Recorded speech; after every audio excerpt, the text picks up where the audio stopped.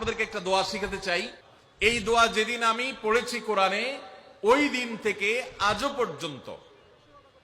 পর্যন্ত আমার মনে হয় না আমার জীবনে 2 মিনিটের কোনো দোয়াও যদি হয়, 1 মিনিটের দোয়াও যদি হয়, মুহূর্তের দোয়াও যদি হয়, আমি এই দোয়াটা কখনো মিস করি বলে, জ্ঞাতসারে মিস করি বলে আমার মনে পড়ে না।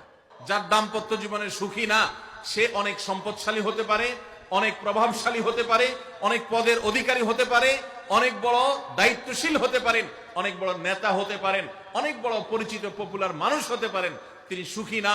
সুখের অন্যতম বড় একটা প্যারামিটার হলো দাম্পত্য জীবনে সুখী হওয়া, স্বাচ্ছন্দ্যশীল হওয়া। সুখী দাম্পত্য জীবনের জন্য পুরুষ এবং নারী উভয়ের জন্য সর্বপ্রথম এবং প্রধান করণীয় হলো আল্লাহ তাআলার কাছে অনেক আগে থেকে দোয়া করতে থাকা, দরখাস্ত সাবমিট করা যে আল্লাহ, আমার পরিবার, আমার স্ত্রী, আমার অনাগত সন্তান সন্ততি যারা আসবে আমার বংশে, আমার ঘরে, আমার সংসারে, আমার পরিবারে, আল্লাহ আপনি তাদেরকে নেককার, তাদেরকে মুত্তাকিদের ইমাম এবং তাদেরকে এমন মানুষ বানিয়ে দেন যেন তারা চক্ষু শীতলকারী হয়। আপনাদেরকে একটা দোয়া শিখাতে চাই। অনেকে হয়তো জানেন, সূরা ফুরকানের ৭৪ নম্বর আয়াত।